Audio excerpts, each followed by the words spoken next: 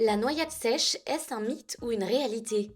La noyade sèche, cette idée effrayante qu'un enfant peut mourir des heures voire des jours après avoir bu la tasse, sans aucun symptôme, fait peur à de nombreux parents. Pourtant, la communauté médicale est formelle, ce phénomène n'existe pas tel qu'il est souvent imaginé. Le terme lui-même est trompeur, il ne correspond à aucune réalité médicale et n'est pas reconnu scientifiquement. Il a été popularisé en 2017 à la suite d'un fait divers tragique mal interprété. S'il est vrai qu'une noyade peut entraîner des complications différées, celle-ci apparaît généralement dans les 8 heures maximum suivant l'incident et s'accompagne toujours de symptômes très reconnaissables. Une toux persistante, une respiration anormale, des vomissements et une fatigue inhabituelle. Autrement dit, une détresse respiratoire soudaine sans signe avant-coureur plusieurs jours après une baignade relève d'un autre problème médical, mais pas d'une noyade sèche. Les pédiatres appellent donc à la vigilance, mais aussi à la nuance. Il ne s'agit pas de paniquer à chaque gorgée d'eau avalée, mais de surveiller l'enfant pendant les heures qui suivent. Et en l'absence de symptômes au-delà de 8 heures, le risque peut être écarté. En tout cas, pour prévenir tout risque, il est essentiel de ne jamais quitter un enfant des yeux lorsqu'il est près de l'eau, même pour quelques instants. La meilleure prévention reste l'attention constante.